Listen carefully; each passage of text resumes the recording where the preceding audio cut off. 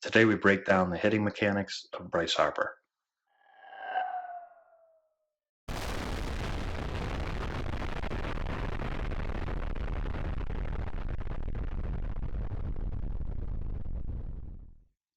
Hey, what's going on, fellas? How you doing? Man, Antonelli here. I've gotten a ton of requests lately from people asking to break down the hitting mechanics of Bryce Harper. So we're going to look at a swing today. We're going to talk about some of the things that I noticed in the swing, some things that I really like that I think are super helpful, a couple of things that are really unique, maybe some that I think give him trouble at times. And then you guys can let me know any things you see or things that you disagree with or agree with that we'll talk about here in the video. When we're breaking down the hitting mechanics, a lot of the things that we'll talk about are things that I've spent a lot of time in the past making videos about. So definitely go back and check out those older videos where I'm really breaking down the mechanical aspects of the swing. So when I watch Bryce Harper, there's a couple of things that really stand out. The first thing is the huge amount of separation that he gets between his lower body and his upper body. And so if you watch him hit, especially from this view right here, you're going to see that the lower body starts to open or turn as the upper body remains closed.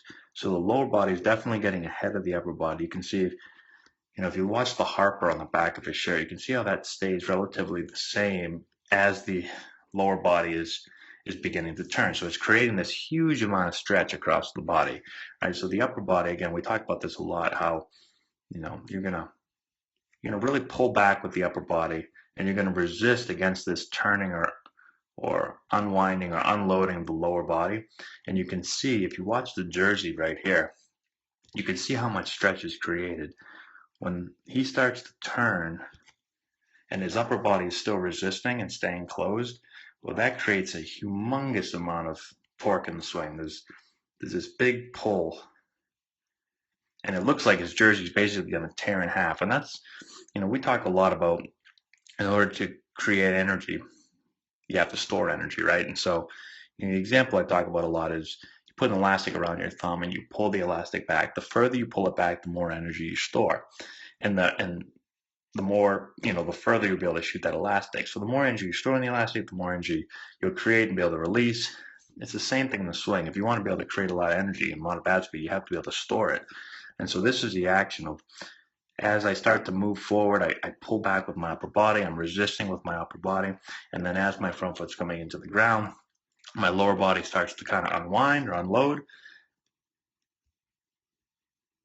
I continue to resist as long as I can until basically I can no longer do it.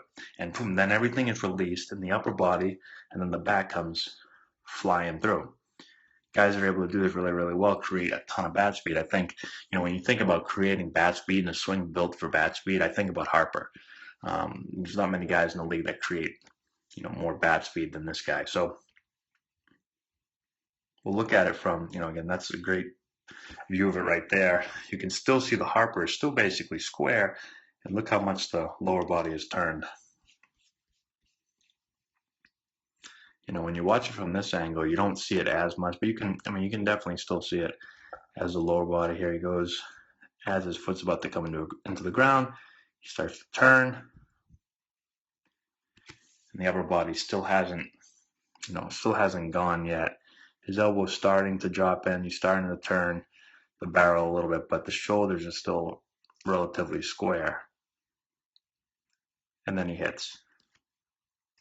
So that's the first thing and the biggest thing I noticed with him. Again, if you want a little bit more in depth on this pullback, the idea of the pullback of the loading of the upper body against the unwinding or unloading of the lower body, and the idea of separation and torque in the swing, definitely go back and check out some of our other videos on hitting.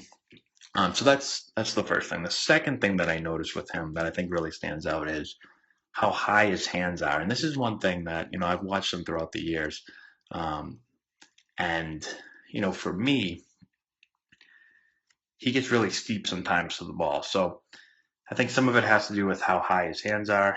It's difficult for me when your hands are that high to not want to kind of go down through the ball. Move this over a little bit. And so he'll have a path that's probably a little bit more downhill than others at times. I've seen him when he's going really well. To me, it looks like his path is a little bit flatter through the zone. And then there'll be times where I'm watching him and I'm like, man, that really seems like he's down through the ball. it's an interesting part is when he's always kind of had it in there.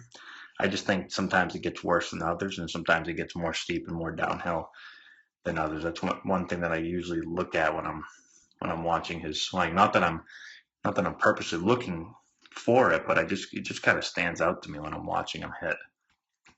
The other thing that really stands out to me is how much weight really gets in that back leg and how much kind of stays there. So he really kind of gets squatty. You can see how much he squats down when he picks his front foot up and he's about to start to move forward. So there's a whole lot of weight in his back leg. Um, and as he starts to move forward, you can see that the weight never, the weight is still back here in this back leg. And we talked about, his hips getting in motion early and how he starts to turn his back leg before the weight ever gets into the front leg. So, the hips are getting going as his foot's kind of coming into the ground. And so, a lot of his weight remains back on that back leg. And there's certain guys that you see this with, and there's a lot of guys that you'll see a little bit less weight in the back leg. But, he is one guy where I really feel like the weight gets back there and it almost stays back there much longer, much more than a lot of guys in the major leagues. Not saying that's a bad thing, just, something that he does. The other interesting thing about his swing is the length that he gets in his lead arm, or the how far basically he gets his hands back. And so, a lot of people, and again, we've talked about this and we've broken down the myth of the arm bar, and people say, well, you can't get your hands back that far, and you can't have that much length in the lead arm, you can't have it straight. Here's a good look at it right here. But we talk about all the time in major league hitters that you have to get your hands back and you have to have length in your lead arm. If you don't, if you remain this bent lead arm, a lot of guys will have a really bent lead arm. They're told you can't get it more than 90 degrees. You end up pushing the bat through the zone, and so it's really hard to create a new bat speed. They're more of an upper body, push hitter down to the ball. We just made a video on that recently, probably a week or so ago, about push hitters versus guys that are able to turn the barrel. And so a really key aspect of it is being able to get some length in your lead arm and not wanting to push the bat to the ball. And you can see there's really, very little, there is no push here. As he starts to get his foot into the ground, starts to turn, you can see there's more of this turning back here, and it's not a push. You don't really see the hands ever pushing forward. So although the lower body's turning, he remains with this length back here where he's turning it back here more. He's not trying to push down to the ball. He's not trying to keep a bend in his right arm. And when you have some longer levers and you get the arm straighter, just helps create a bunch of things, more bat speed and a better path to the ball, allows you to get a little bit flatter. Even though again we talked about how he's maybe downhill more than some guys. But it's an interesting thing to look at in your swing and see, what you look like as far as your upper body, and if you are getting your hands back, if you are getting some length in that lead arm. And definitely, like I said, check out our videos on the myth of the arm bar and some of the other videos. We talk about that a lot because I think it's a huge misconception with most players and coaches throughout the country.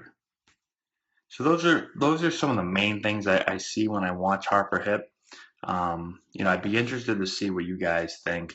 If there's certain things that you guys see that maybe I didn't mention. Again, we could probably sit here and break down his swing for an hour, but I just wanted to pick out some of the main things